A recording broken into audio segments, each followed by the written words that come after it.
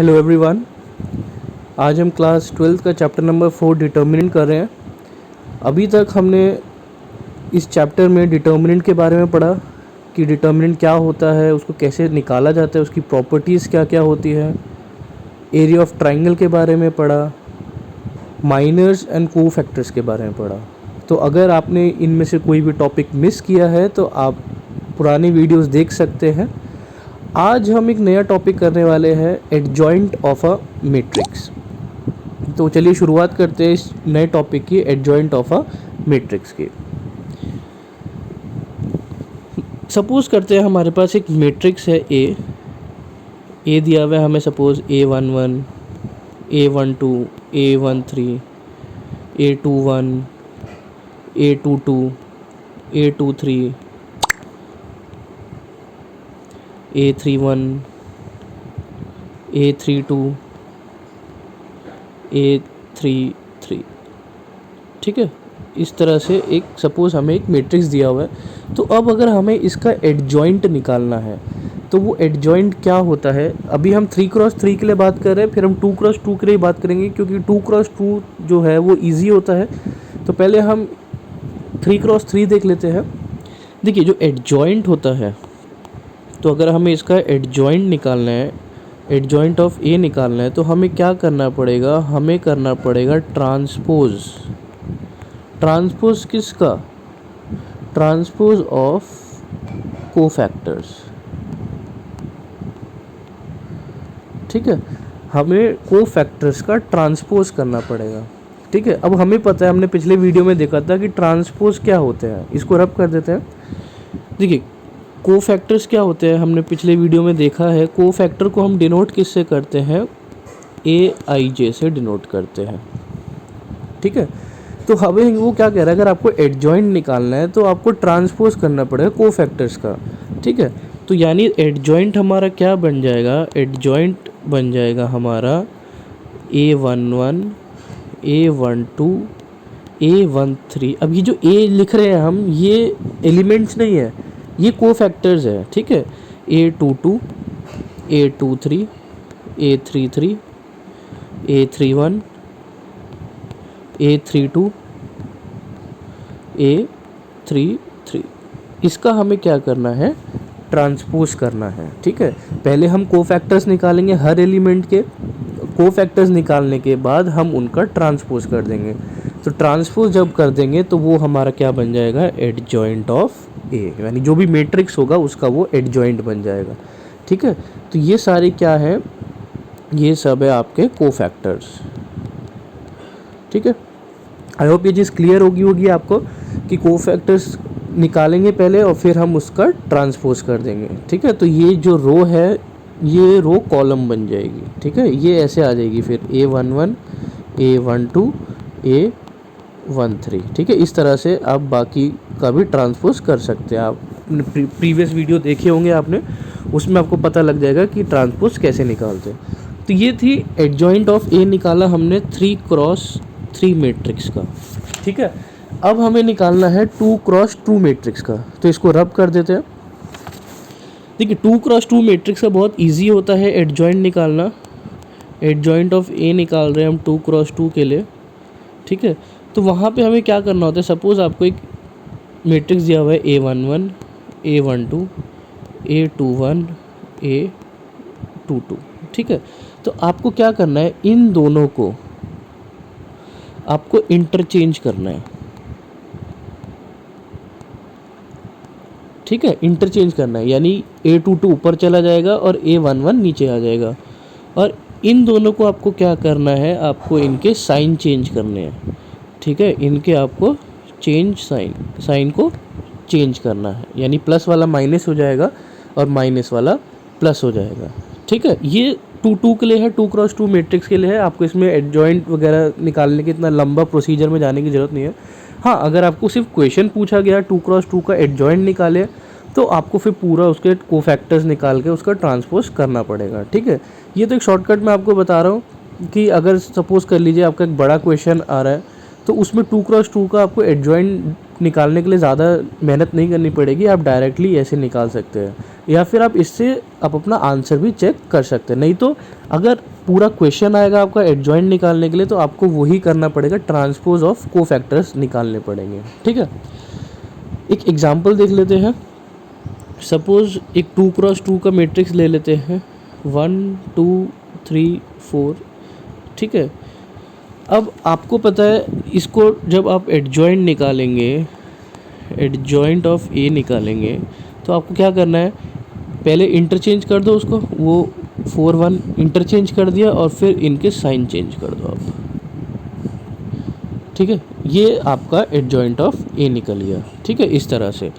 तो I hope ये clear हो गया होगा आपको 2x2 और 3x3 के लिए किस तरह से आपको एडजॉइंट निकालना है। ठीक है, चलिए आगे बढ़ते हैं। अब एक मैट्रिक्स आता है हमारे पास जिसको हम बोलते हैं सिंगुलर मैट्रिक्स। सिंगुलर मैट्रिक्स क्या होता है? ठीक है, सिंगुलर मैट्रिक्स वो होता है जहाँ पर डिटर्मिनेंट जो है वो ज़ीरो होता है। ठीक है, जहाँ पर मॉड ए क्या होता है, मॉड नहीं सॉरी, डिटर्मिनेंट ऑफ ए क्या होता है, ज़ीरो होता है। ठीक है, तो अगर डिटर्मिनेंट ज़ीरो हो गया तो वो सिंगुलर मैट्रिक्स होगा, अगर डिटर्मिनेंट ज़ीरो नहीं है तो वो सिंगुलर मैट्रिक्स नहीं होगा। ठीक है, एग्जांपल देख लेते हैं। अगर आपके पास एक मैट्रिक्स है, सपोज़ 1 -2 3 1 2 1 -1 2 -3। ठीक है, ये एक मैट्रिक्स है। इसका डिटर्मिनेंट अगर हम निकालेंगे तो इसका डिटर्मिनेंट आप चाहे तो सॉल्व कर सकते हैं, ये आएगा 0।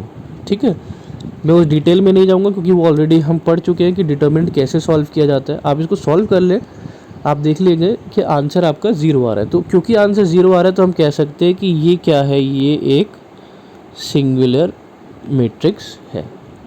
ठीक है, आई होप ये क्लियर हो गया होगा कि सिंगुलर मैट्रिक्स क्या होता है। बहुत काम आएगा ये चीज़, इसको याद रखिएगा। सिंगुलर मैट्रिक्स वो होता है जहाँ पर डिटर्मिनेंट क्या होता है, 0 होता है। ठीक है, अब थोड़ी सी प्रॉपर्टीज़ पढ़ लेते हैं हम, क्योंकि प्रॉपर्टीज़ के ऊपर कभी कभी MCQ या 1 नंबर का क्वेश्चन पूछा जा सकता है।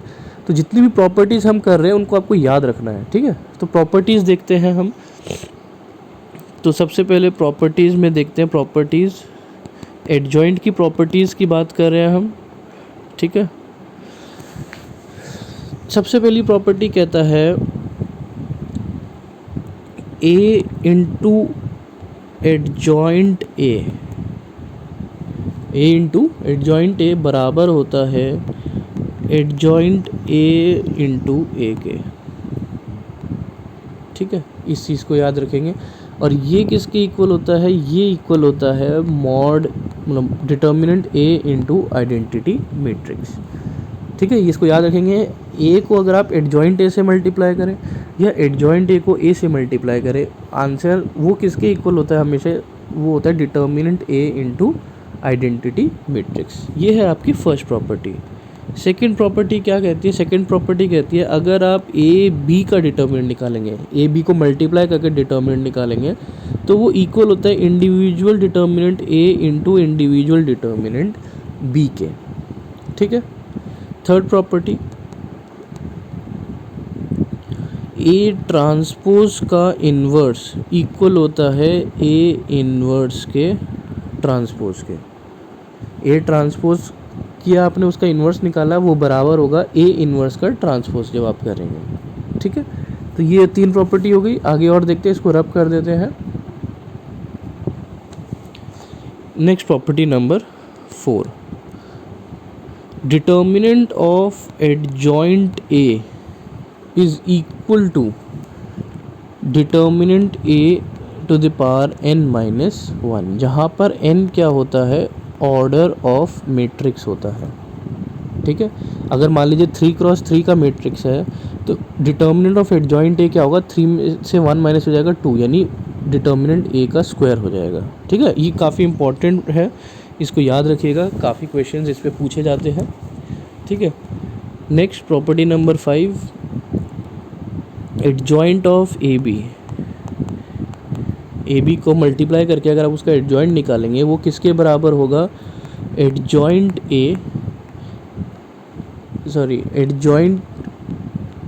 B into adjoint A. ठीक है। Next property number 6, adjoint of A dash यानी ट्रांसपोज बराबर होता है एडजॉइंट ए होल ट्रांसपोज के। ठीक है। नेक्स्ट आगे देखते हैं, इसको रब कर देते हैं। सेवन्थ प्रॉपर्टी कहता है adjoint of adjoint A equal है determinant A to the power of n-2 into A. ठीक है। नेक्स्ट प्रॉपर्टी नंबर 8,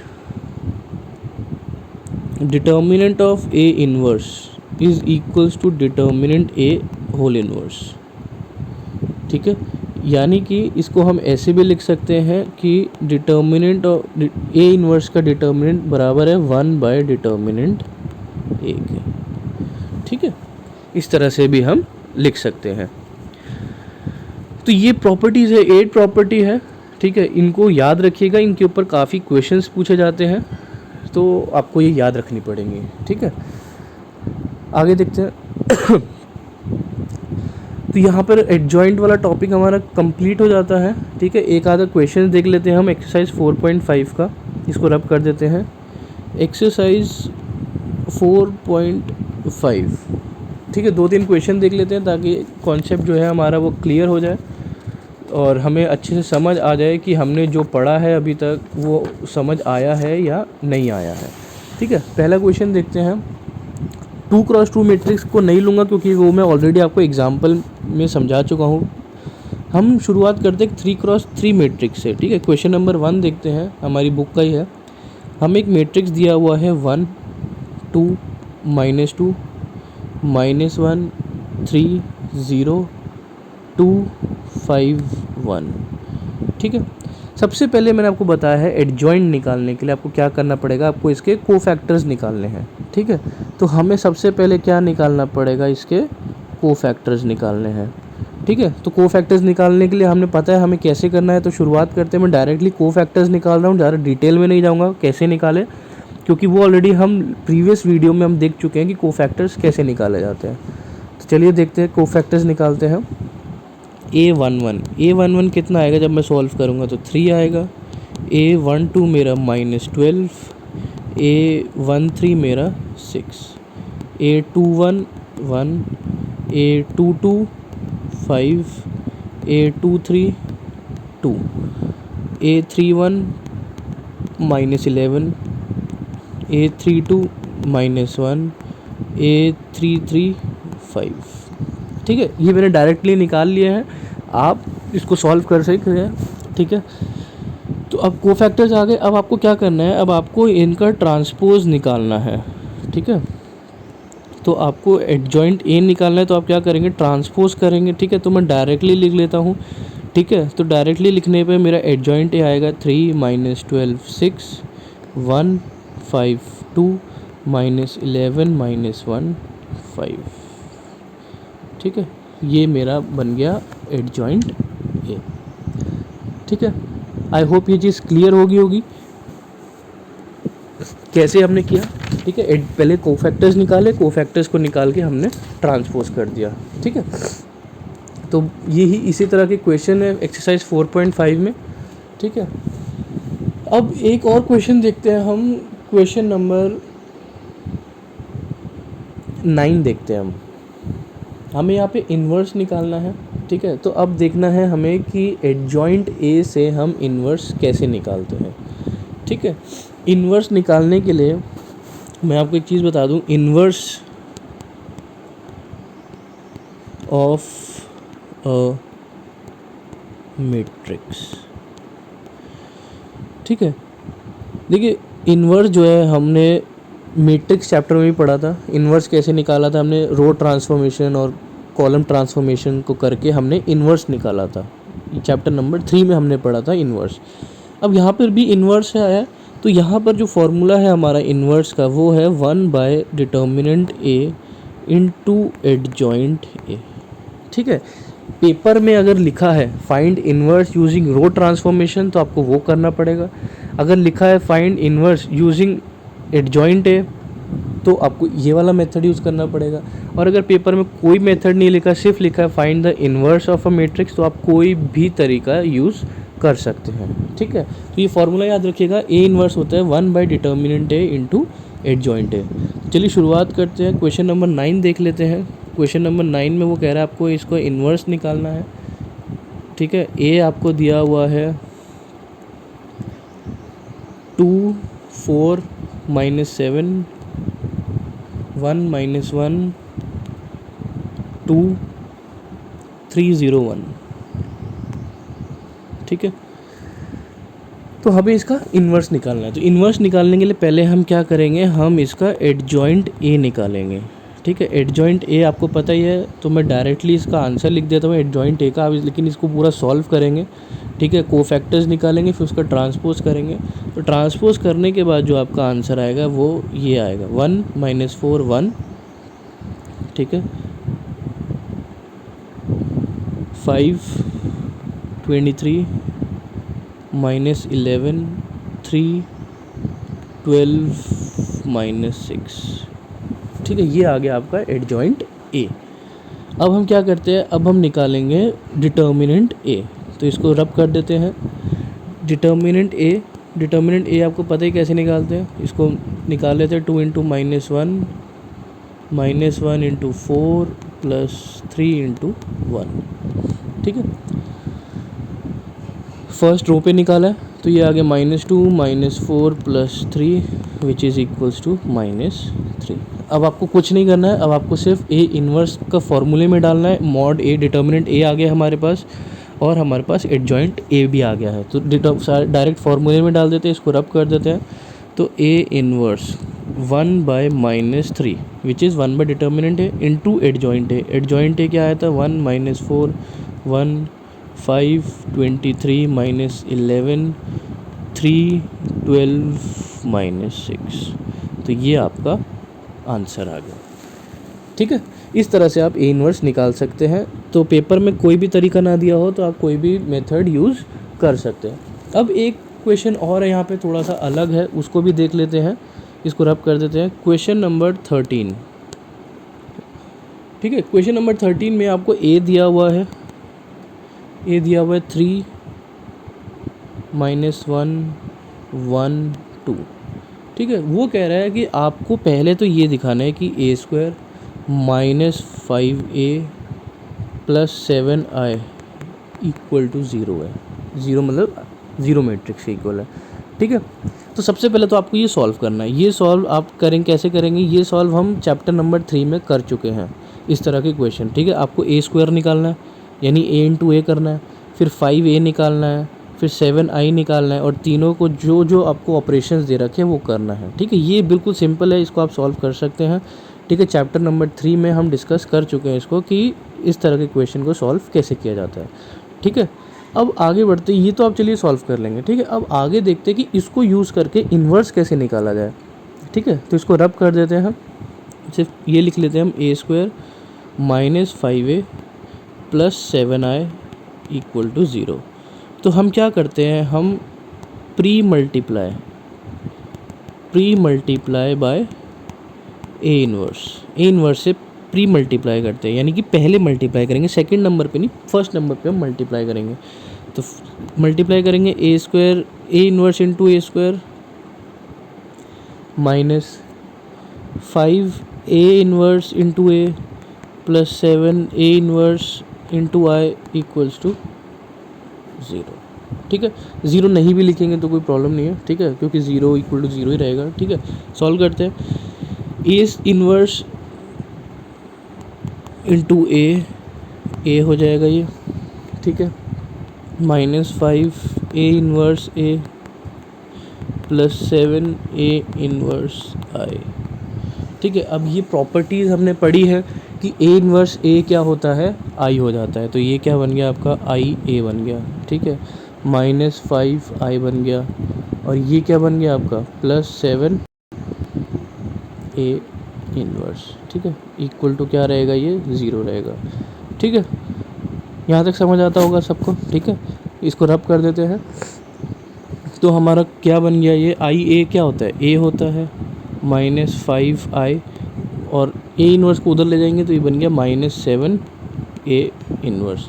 अब क्योंकि हमें A इन्वर्स निकालना है तो A इन्वर्स कैसे निकालेंगे, 1/-7 नीचे आ जाएगा, A -5I। ठीक है, अब आपको सिर्फ क्या करना है, A -5I को सॉल्व करना है। ठीक है, इसको सॉल्व कर लेंगे तो आपका आंसर आ जाएगा। आई होप ये चीज़ क्लियर होगी सबको। ठीक है, इस तरह के क्वेश्चंस है इस चैप्टर में, तो आप उसको सॉल्व कर लेंगे आराम से, इजीली सॉल्व कर सकते हैं अब आप। ठीक है, अगर A³ आ रहा है, जैसे मैं देख सकता हूँ क्वेश्चन नंबर 15 में A³ है, ठीक है, तो उसमें भी आपको क्या करना है, आपको सिर्फ एक ही बार A इन्वर्स से मल्टीप्लाई करना है। ठीक है, कैसे, क्वेश्चन नंबर 15 में दिया हुआ है A³ -6A² + 5A + 11I = 0। आपको एक बार A इन्वर्स से मल्टीप्लाई करना है, A², 6A inverse into A बच जाएगा 5A इन्वर्स A हो जाएगा + 11A इन्वर्स I हो जाएगा।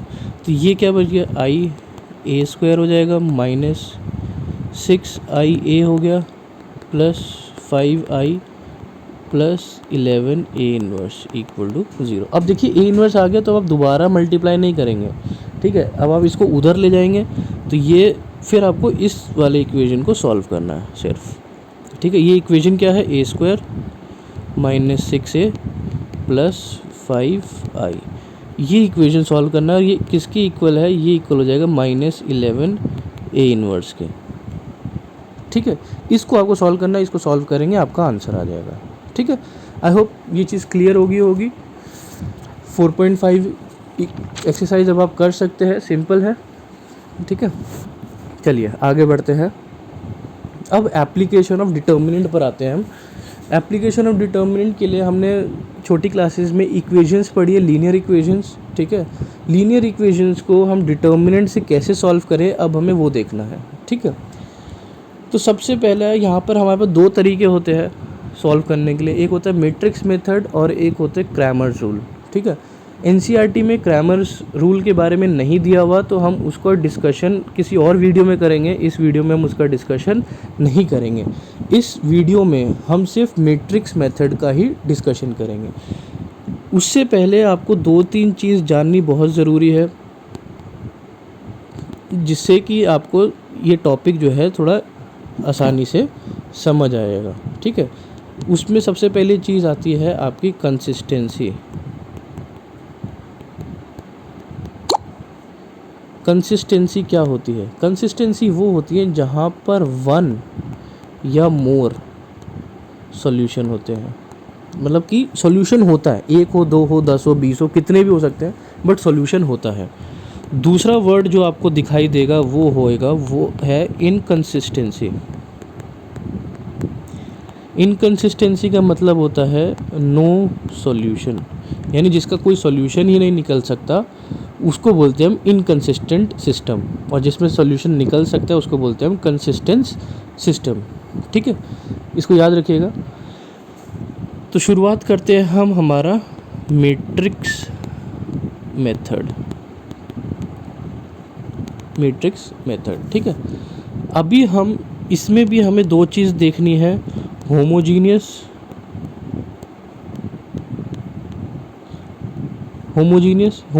क्या होती है, जहाँ पर इक्वेशन जो है इक्वल टू 0 होता है, और दूसरा आता है हमारा नॉन होमोजीनियस क्या होता है, जहाँ पर इक्वल टू एक कांस्टेंट होता है। ठीक है, जैसे एग्जांपल में मैं समझा देता हूँ आपको। अगर हम होमोजीनियस की बात करें, तो suppose AX plus B Y equal to zero. ये आपका होमोजीनियस, यहाँ पे इक्वल टू ज़ीरो रहता है। और नॉन होमोजीनियस में A x plus B Y equal to C, किसी कांस्टेंट के इक्वल होता है ये, ठीक है। बस यही डिफरेंस है होमोजीनियस और नॉन होमोजीनियस में। इक्वल टू ज़ीरो है तो होमोजीनियस है, इक्वल टू कोई कांस्टेंट है तो वो एक नॉन होमोजीनियस सॉल्यूशन है, सॉरी सिस्टम है, ठीक है। तो शुरुआत करते हैं। अभी हम नॉन होमोजीनियस पढ़ रहे हैं, हम नॉन होमोजीनियस, ठीक है। मैट्रिक्स मेथड से कर रहे हैं, याद रखिएगा, मैट्रिक्स मेथड, ठीक है। तो शुरुआत करते हैं। अभी हम 3x3 के लिए कर रहे हैं, ठीक है। 2x2 बिल्कुल सिमिलर होता है, ठीक है। आप साइड बाय साइड में लिख दूंगा 2x2 भी क्या होता है, ठीक है। सपोज आपके पास एक सिस्टम ऑफ इक्वेशन है, a1x b1y plus c1z equal to d1, a2x b2y c2z equal to d2, a3x b3y plus c3z equal to d3। तो ये हो गया 3x3। अगर 2x2 की बात होगी तो वो कैसे होगा, a1x b1y equal to d1, a2x plus b2y equal to d2, ठीक है। ये कौन सा हो गया, ये हो गया 2x2, ठीक है। याद रखिएगा जितनी इक्वेशन होगी उतने वेरिएबल होंगे। जैसे एक्स वाई जेड 3 वेरिएबल है तो 3 इक्वेशन, 2 वेरिएबल होंगे तो 2 इक्वेशन, ठीक है। तो 2x2 में 2 वेरिएबल होते हैं इसलिए 2 इक्वेशन होती है, 3x3 में 3 वेरिएबल होते हैं इसलिए 3 इक्वेशन होती है, ठीक है। तो ये 3x3 हो गया और ये आपका 2x2 हो गया, ठीक है। ये इक्वेशन दे रखी है हमें, ठीक है। अब आगे क्या करेंगे, हम इसको रब कर देते हैं। अब हम यहाँ से ए निकालेंगे, हम ए क्या निकलेगा हमारा, a1 a2 a3 b1 b2 b3 c1 c2 c3। अगर 2x2 के लिए है, ये तो था 3x3, 2x2 होता तो क्या होता, a1 a2 b1 b2, clear है। तो जैसे लिखा है आपको वैसे ही लेने हैं, आप इसको चेंज नहीं कर सकते। a1 के नीचे a2 आएगा और a2 के नीचे a3 आएगा, ये कॉलम बनेगा, ठीक है, रो नहीं बनेगा। तो आप इसको रो मत बनाइएगा, ठीक है। नेक्स्ट जो आएगा वो आएगा x में क्या आएगा, जितने वेरिएबल है, यहाँ पे कितने वेरिएबल थे, 3 x y z, 3 वेरिएबल हो गए। यहाँ पे x क्या बन जाएगा आपका, 2 वेरिएबल है तो x y 2 वेरिएबल बन जाएगा, क्लियर है। आगे देखते हैं b, एक एलिमेंट, एक मैट्रिक्स और बनेगा b में क्या बनेगा, जो इक्वल टू में है, जैसे d1 d2 d3, ये b बन गया 3x3 का।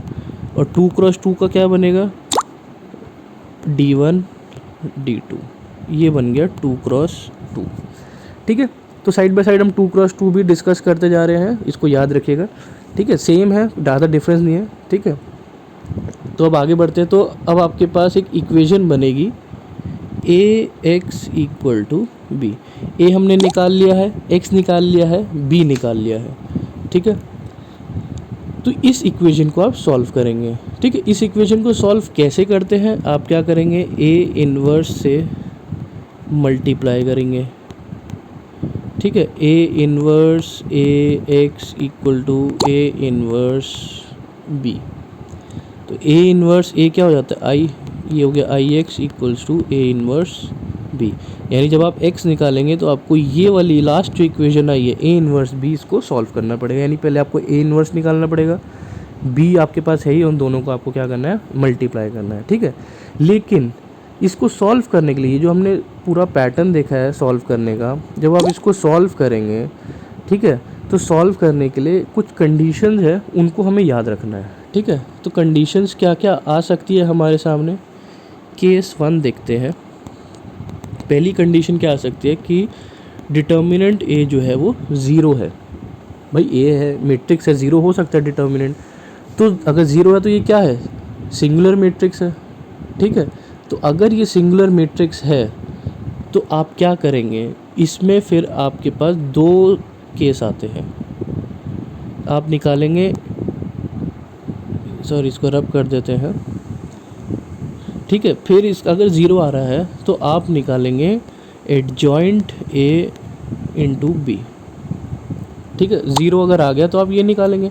इसको निकालने पे आपके पास दो केस बनते हैं, एडजॉइंट ए बी ज़ीरो, या तो ये ज़ीरो हो सकता है या फिर adjoint A B not zero, या तो ज़ीरो होगा या ज़ीरो नहीं होगा। अगर ये ज़ीरो हुआ तो ये होता है इनकंसिस्टेंट, यानी इसका कोई सॉल्यूशन नहीं है, आप इसको आगे सॉल्व नहीं कर सकते, ठीक है।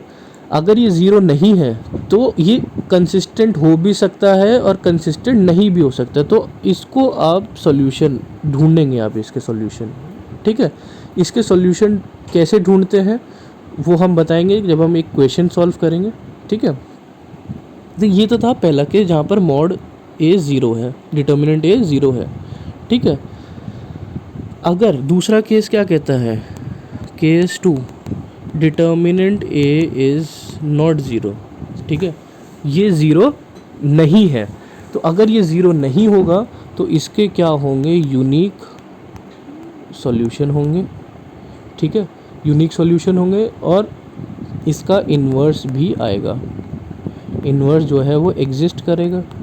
तो हम इसको सॉल्व कर सकते हैं, कैसे सॉल्व करेंगे, वही x equals to A inverse B, ये जो आपको बताया था अभी, जो इक्वेशन आई थी हमारी, इसको सॉल्व करेंगे तो हमारा एक्स वाई जेड की वैल्यू आ जाएगी, ठीक है। तो ये दोनों केस आपको माइंड में रखने हैं, ठीक है।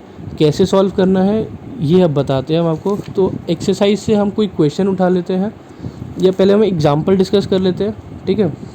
दोनों केस के ऊपर हम एक एक एग्जाम्पल को डिस्कस कर लेते हैं। एक एग्जाम्पल लेते हैं, सपोज़ हमारे पास इक्वेशन दे रखा है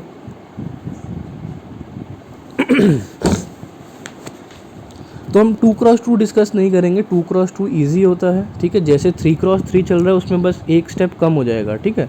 हम 3x3 ले लेते हैं। तो सपोज़ हमारे पास एक इक्वेशन है x plus 2y equals to, sorry, x plus 2y plus z equal to 7, x plus 3z equal to 11 and 2x minus 3y equal to 1। अब देखिए y और z नहीं है, इसका मतलब हम क्या कह सकते हैं, ये क्या है 0y और ये क्या है 0z, ठीक है। ये इक्वेशन दे रखा है, आप क्या निकालेंगे, पहले a निकालेंगे। a क्या हो जाएगा 1 1 2 2 0 माइनस 3 1 3 0, a आ गया। x क्या आएगा आपका x y z, ठीक है। b क्या आएगा, ये जो है ये आपका b है 7 11 1, ठीक है। तो एक a x b तीनों आ गया। तो हम पहले तो डिटर्मिनेंट a चेक करेंगे, ठीक है। तो डिटर्मिनेंट a निकालते हैं हम, ठीक है। डिटर्मिनेंट a आप इजीली सॉल्व कर सकते हैं, आपको पता भी है कैसे सॉल्व करना है। मैं डायरेक्ट लिख लेता हूँ, डिटर्मिनेंट a आएगा आपका 18 और ये क्या है 0 के इक्वल नहीं है। तो ये इसके लिए अब आपको पता है आपको क्या करना है, x equal to a inverse b को सॉल्व करना है। a इन्वर्स कैसे निकालते हैं, a इन्वर्स निकलता है 1 by determinant a into adjoint a, ठीक है। तो आपको क्या निकालना पड़ेगा, अब एडजॉइंट a निकालना पड़ेगा, ठीक है। एडजॉइंट a कैसे निकालते हैं वो आपको पता ही है, ठीक है। मैं आपको बता देता हूँ इसका एडजॉइंट a, एडजॉइंट a क्या आएगा, इसका एडजॉइंट आएगा 9 6 minus 3 minus 3 minus 2 7 6 minus 2 minus 2, ये आपका एडजॉइंट a आ गया, ठीक है। अब कुछ नहीं करना, आपको एक ये निकालना है a इन्वर्स क्या हो गया 1 बाय डिटर्मिनेंट a, डिटर्मिनेंट के कितना आया था 18 into adjoint a 9 6 minus 3 minus 3 minus 2 7 6 minus 2 minus 2, और मल्टीप्लाई किससे करना है आपको, बी से। बी क्या है आपका 7, 11, 1। तो अब आप क्या करेंगे, पहले इनको मल्टीप्लाई कर दीजिए मैट्रिक्स को और फिर इसको 18 से डिवाइड कर देंगे। तो मैं फाइनल आंसर बताया तो ये आपको सॉल्व कर सकते हैं। एक्स क्या आ गया आपका 2, 1, 3। ठीक है, तो यानी कि एक्स कितना हो गया 2, वाई कितना हो गया 1, जेड कितना हो गया 3। इस तरह से आप इसको सॉल्व कर सकते हैं। क्लियर है ये चीज़? आई होप ये चीज़ क्लियर होगी सबको। अब जब डिटर्मिनेंट ये 0 आ जाएगा तब कैसे सॉल्व करना है वो भी देख लेते हैं। ठीक है, एक और एग्जांपल देखते हैं हम। 2x minus y plus 3z equal to 5, 3x plus 2y minus z equal to 7, 4x plus 5y minus 5z equal to 9। ठीक है, जल्दी से करेंगे, पूरा सॉल्व नहीं करेंगे। ठीक है, मोटा मोटा समझेंगे कैसे। सबसे पहले ए देखते हैं। ए क्या आएगा मेरा 2, 3, 4 माइनस 1, 2, 5, 3 माइनस 1 माइनस 5। ठीक है, एक्स क्या आएगा मेरा, वही एक्स वाई जेड, और ये जो है ये क्या बन गया मेरा, बी बन गया। ठीक है, अब डिटर्मिनेंट ए निकालेंगे। डिटर्मिनेंट आप सॉल्व कर लेंगे तो ये आएगा हमारा 0। इसके बाद हमें क्या निकालना है, एडजॉइंट ए। एडजॉइंट ए मैं फटाफट निकाल के आपको बताया तो क्या आएगा, -5, 11, 7, 10, -22, -14, -5, 11, 7। अब आपको क्या करना है, एडजॉइंट ए को बी से मल्टीप्लाई करना है। यानी ये जो आया है आपका मैट्रिक्स, इसको बी से मल्टीप्लाई करना है। बी क्या है आपका 5, 7, 9। ठीक है, तो आप इसको मल्टीप्लाई कर सकते हैं ईजिली। मल्टीप्लिकेशन आपको आता ही होगा। तो मल्टीप्लाई जब हम कर रहे हैं तो हमें दिख रहा है ये आ रहा है 0, 0, 0। ठीक है, आपको बताया गया था कि अगर एडजॉइंट ए बी 0 आ रहा है तो सोल्यूशन हो सकता है, नहीं भी हो सकता है। लेकिन अगर 0 नहीं आ रहा, ठीक है, तो ये क्या आएगा, ये एक इनकंसिस्टेंट सॉल्यूशन हो जाएगा। ठीक है, तो शुरुआत करते हैं।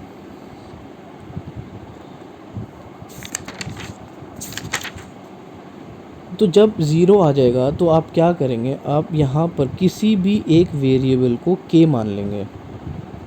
ठीक है, किसी भी एक वेरिएबल को हम k लेट कर लेंगे। तो इक्वेशन क्या बन जाएगी मेरी, 2x minus y equals to 5 minus 3k और 3x plus 2y equal to 7 plus k।